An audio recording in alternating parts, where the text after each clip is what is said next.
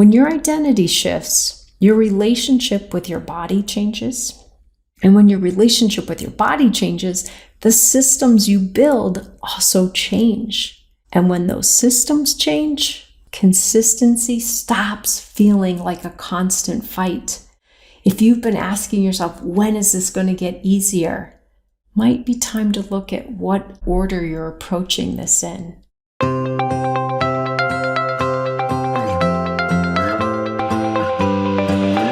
Welcome back to the Fasting Method podcast. This is Coach Terri Lance, and I am here today with you for a solo episode.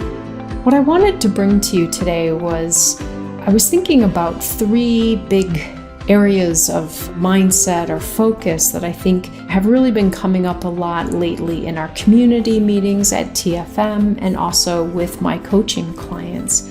But what I realized is they're not really three separate tips that I wanted to just make sure you knew all three. What I really realized in thinking more about this is they actually flow together. They are the system. So let's go ahead and hop in here. And I hope that this kind of lays it out for you in a way that will help you think about the journey that you're on.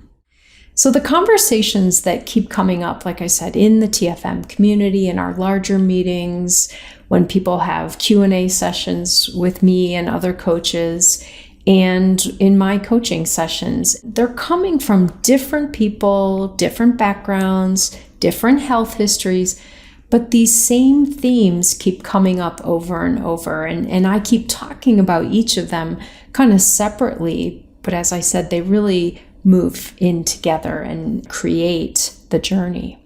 So generally, people are chiming in that they want to lose weight. They're struggling that they're not losing weight. They can't figure out how to lose more weight. So what they end up doing is they try harder. They increase their fasting. They buckle down on the food more. They come to more meetings.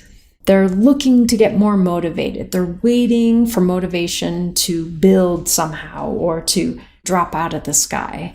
And they're wondering why they keep falling off plan. Why do they keep struggling with following through, even though they have so much knowledge? The most interesting thing is, I don't really think for most people who listen to this podcast and who come to TFM meetings and work with a coach, I don't think usually the biggest issue is lacking knowledge.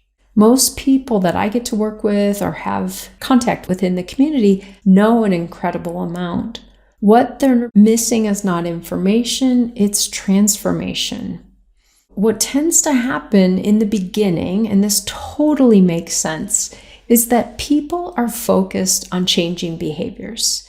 It's kind of like you show up and you say, okay, coach, or okay, tell me what I have to do. How many hours of fasting? Which foods? So we're really focused on changing behaviors. But unfortunately, this doesn't really change us. It doesn't really transform us. It's kind of like just following a plan while you're supposed to be doing the plan. And what it made me think of, I use this as an example with a client today, is that when I was in 4th grade, I started playing the violin, I transitioned to the viola, and then eventually I played the cello up through about 7th or 8th grade. The thing is, I was just doing the behaviors. I learned the notes. I learned where my fingers were supposed to go on the instrument to play certain notes. I learned how to hold the bow. I learned how to the correct bow strokes, which direction, and how to do things quickly and all of that. But I still was just doing the behaviors. It never became a part of me. And I don't know how to play the cello or the violin or the viola anymore. It's not with me anymore because it didn't become part of me. I was just following the steps. So healthy change doesn't start really by changing behaviors. And I think maybe this is a way that everything has been approached in a problematic way for so many of us, trying to change ourselves and change our health and change our weight. Healthy change starts by changing identity. Now, I know for some of us here, this sounds like a little woo-woo, and it sounds like it's just kind of jumping to the end of the project. But if you really think about, rather than asking, what should I eat? How long should I fast? If instead you use the framework as you're building this, thinking of, who am I becoming? When we think about more that identity piece, rather than focusing on the behaviors, who am I? How do I navigate this? So we might come up with some identity statements like, I am someone who nourishes my body. Boom, mic drop. That encompasses so many of the behaviors related to making good food choices, to creating space between meals. Notice I didn't say, I'm someone who fasts for 5 hours between lunch and dinner, and then 18 hours between dinner and lunch. That kind of starts to break into too much detail versus that kind of higher order, I'm someone who nourishes my body. I'm someone who fasts because it supports my health. I'm someone who notices hunger without panicking. I'm someone who doesn't need to be perfect. I'm someone who gets back on track quickly. If we can start creating this frame, rather than the blueprint, how many hours, which foods, how much of each of those foods, but instead to start working on, who is it that I am becoming? This is really going to shape where we go from here. Every choice that we make then related to these identity statements, they become evidence that this is true. And many of us try to almost work backwards. We say we need to see it happen before we will believe it's true. And we have to believe it. We have to know this is our identity and then create the evidence. I'm going to talk a little bit about James Clear because he's one of my favorite authors and one that so many of our listeners and so many people in our community have also read. But James Clear often talks about how casting votes for the type of person you want to become helps, again, to create that evidence, helps you become that person. You're voting for that person. So not every decision defines you, but every decision is another vote.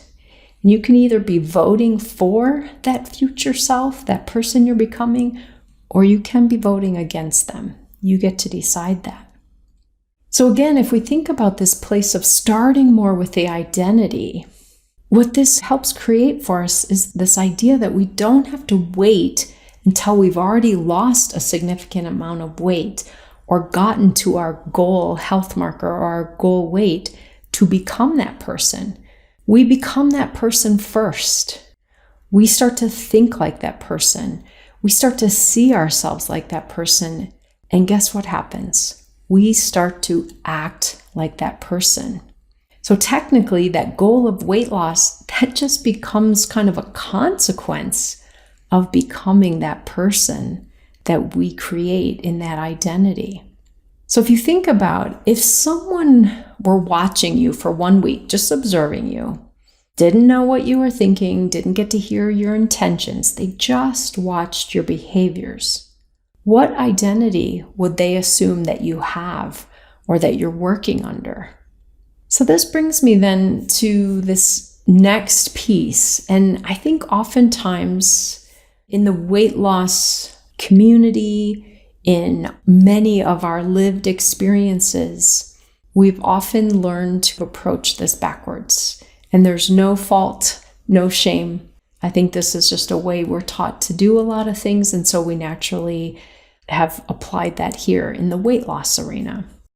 So many of us who are at TFM, are doing coaching, or who are listening to this podcast and who are struggling, most of us began this with a statement something like, I need my body to get smaller, right? I need to lose weight. I need to be thinner. But healing often begins when the goal shifts from this, I need to get smaller, to I want my body to function better. So again, that shift from weight loss focus into health focus. And sometimes when we talk about this, I totally get that it doesn't sound convincing enough. For so many of us, the focus is on weight loss. But if we really start to think about the differences, I think you'll hear why it may be more helpful for you to focus on self-care and healing rather than just focusing solely on weight loss. So the weight loss mindset kind of has us focusing on these questions like, what can I force here? How quickly can I force my body to do this? How little can I eat? And even how much can I tolerate? Now, unfortunately, those questions really lead to not feeling good during the process, feeling restricted and maxed out and pressure and stress, which actually does the opposite of help us safely move into weight loss. So again, that thought about forcing and making our body cooperate and what can we make it do really sets us up for a bigger struggle with a body that's already probably struggling.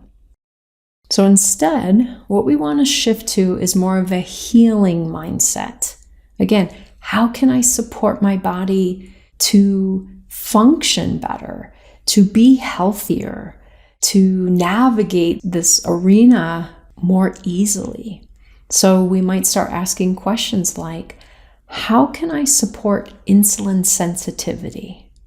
How can I improve my sleep? How can I lower my inflammation? How can I preserve my muscle? How can I reduce stress? And how can I help my body trust me again? Very different focus here. Rather than how can I force my body and ramrod it into the results I want it to show me, how can I nurture it, give it the building blocks and the support, the scaffolding that it needs to show me those things? How can I create a different relationship with my body? And in general, in thinking about this, I often say something to the effect of, it's really important at this point that we stop treating our body like an opponent that needs to be controlled, defeated, overcome. And we need to start treating our body like a partner that needs support, that needs trust, that needs to know it can trust us, and that we are also a partner offering support. It's a symbiotic relationship. We need something from it, and it needs something from us.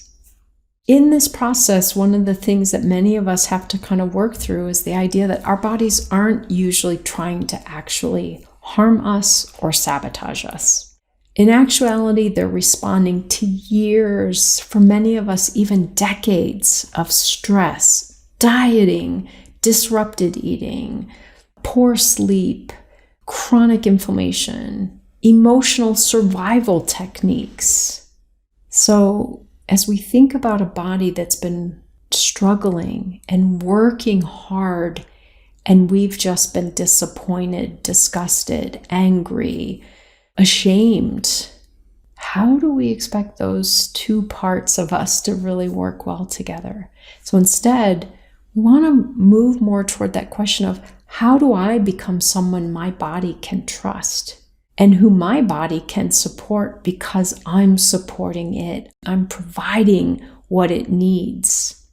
Once your identity changes and once your goals change, so once you recognize who is it that you're becoming and what is it that you're working on, becoming a healthier version of you, something surprising happens. And this leads into this next part of the journey, this 3-part journey that I'm describing. And once again, I'm going to come back to James Clear, because one of the things he talks about is creating structure that helps us achieve our goals and to optimize things. So what he says is, you do not rise to the level of your goals You fall to the level of your systems. I think that's really important here. Many of us have learned a lot about we have to set high-reaching goals and we need them to be attainable. We need them to be measurable. We learned all of this. But what we don't realize is just having goals doesn't help us achieve our goals. What helps us achieve our goals is the systems that we create. Oftentimes people think, I'm going to reach my goals because I'm just going to get more disciplined. Maybe that's part of it, but often what they really need is better structure. So instead of just kind of saying to yourself, you know what, I've decided from now on, I'm going to make better choices. I'm going to do better. I'm going to follow through. Those are all pretty vague. Instead, what we want to do is create the structure. What does that look like? Here, it looks like we're going to create meal routines. We're going to know what goes into a meal for us. There shouldn't be a ton of guesswork. We should know, I need a protein source. I need a fiber source. I need a healthy fat source. We should learn what that looks like. It also means looking at how frequently are we going to eat? How many meals will we have in a day? Or how many meals make a week for us? Maybe it's some days have 2, some days have 1, some days have 0 meals. So we have meal routines as part of our structure. We have fasting routines. When will we do longer fasts? When will we turn the dial down and keep our fasts in a shorter segment? Another part of our structure might be things like grocery habits. How often do we bring new food in? What foods do we buy? What parts of the store do we shop in? What do we make sure we have available in our cupboards and in our refrigerator? Part of our structure is creating good recovery plans, because sometimes, as everyone at TFM likes to say, sometimes life becomes so lifey that we don't master the plan that we had for that day. Things go a bit off kilter. How do we come back from that? Part of our structure that we create might look like environmental changes, creating systems around us that help us. Maybe certain food isn't as easily accessible in the kitchen. If there is problematic food in the kitchen where I live, it is in the top shelf of the pantry. I would need a step ladder to get up there, and so I don't. So creating that environmental change. If I left that on one of the lower shelves, I would see it every time I open the pantry. I would think about it. It is inaccessible to me. It's like it doesn't exist. So part of our systems and structure might be those environmental changes that we need to make. For some of us, it might be bedtime routines. We need to change what time we start winding down at the end of the evening. When do we stop looking at our phones or iPads or laptops? Do we do some breath work before we go to bed? Do we do some meditation? How do we create that space, that safe space for our body to wind down at the end of the day and move us into that next phase? Part of our structure or systems might involve social plans. How do we navigate social plans? How often do we make social plans? Are there certain days of the week that we kind of protect without making social plans? And what do we decide in those social plans? Are they all out at restaurants? Do they all involve alcoholic beverages? Or are there certain ways that we navigate these social plans that again support our goals, which again are based on our identity?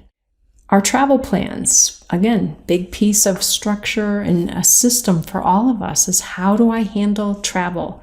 Not only the day of, like the actual being on a plane or on a train or in a car or however we're traveling, but also what will we do when we get there? Where will we stay? Will we stay somewhere that has a kitchenette and a refrigerator so that we can have our own food for at least a portion of our meals? Or will all of our meals be out and we're going to have to figure out what restaurants provide us that safe space? And then think about how we will order food. For many of us, one of our systems that we might need to work on is, what is our accountability? Are we going to track anything? Are we going to track our behaviors? Do you want to track your food? Do you want to be watching your glucose numbers? Some people like to track their ketone numbers.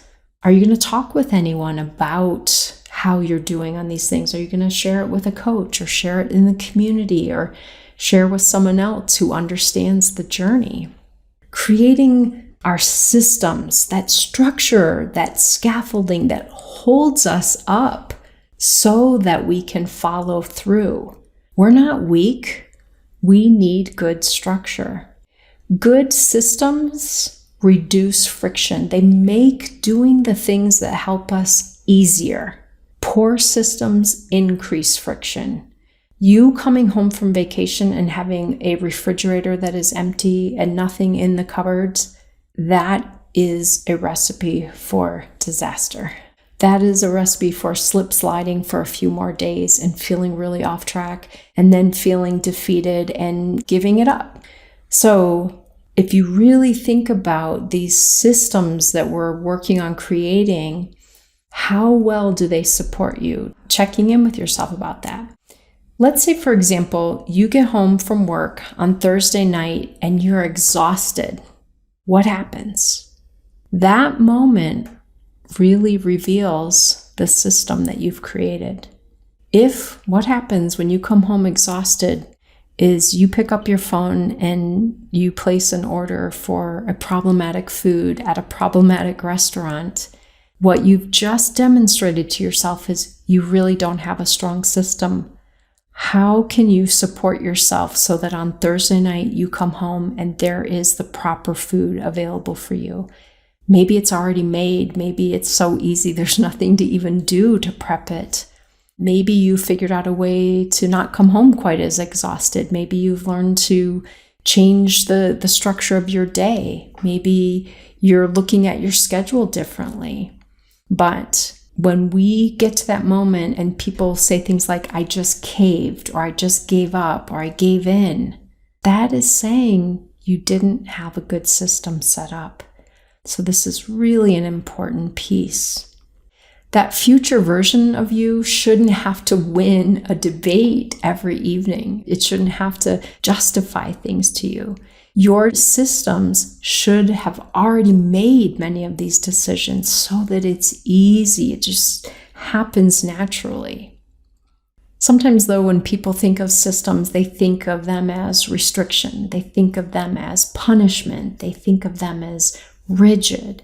And I want to encourage you to think of the systems that you set up as acts of self-compassion. How will I support myself if I come home from work after a long day and I'm tired? How will I support myself if I go to a social gathering and come home kind of excited and have a lot of energy? How will I support that? It's not punishment to go to bed without having an extra snack when you come home. It's an act of self-compassion. I hope all of these pieces of structure that I'm talking about really help you to see that there are ways of making it easier to live according to your values and your goals and this identity, rather than relying on willpower in those moments when you're already depleted. Isn't that why most of us have gotten to a place where we've struggled? We've been depleted too often and just punted and did the very best we could. But if we can work on really creating those systems, we don't have to punt. So again, coming back, how does this whole journey then flow that I've been trying to kind of describe here? Instead of chasing weight, instead of forcing our body, instead of learning behaviors that we'll do for a short period of time that don't really change us, instead, become someone who cares for their body. Once you become that person, you naturally build systems that support that identity. And then the behaviors become even more consistent, which leads to the results that become more sustainable. It's like there's a little bit of a loop here. You have identity that has a purpose, a goal, And to reach that goal, you set up systems. And then these systems allow for behaviors that lead to the results. Most people start at the bottom, though. They start with the results. What behaviors do I have to do to get to those results? What systems? What's it for? And eventually the identity. Let's start focusing on the identity first. Who am I becoming? Transformation really starts there. So to wrap up for today, this episode has gone longer than I thought it would. I didn't realize I had quite so much that I wanted to say about this, but lasting change isn't built by repeatedly asking yourself to try harder. And we know this because we've all been doing this. This is not our first rodeo. We have tried many times, and we've tried harder, and we've gotten discouraged, and we have felt defeated. Instead, lasting change is built by becoming someone who lives differently because they're thinking differently. When your identity shifts, your relationship with your body changes. And when your relationship with your body changes, the systems you build also change. And when those systems change, consistency stops feeling like a constant fight. If you've been asking yourself, when is this going to get easier? Might be time to look at what order you're approaching this in. So my hope is that in listening to this episode, it may help you to really think about, am I approaching this in a way that has a good logic to it? Is there a flow to this that is building me towards something? Or am I so focused on making my body change and doing the behaviors that will get there, setting you up for having to repeat over and over again, which most of us have already done? Maybe it's time to go back and think of them more in order. The first step, creating the identity. Who am I becoming? Next, focus on the goals and the relationship. How do I treat my body? Which then leads to how do I make living that identity easier? I hope this has been helpful to be thinking this way. I look forward to hearing from people in the community and from my clients to see if they can start applying some of this in their own journey. And I hope all of you listeners find some pieces in here that are helpful to you. Until next time, take good care, and we'll be back with another episode next week.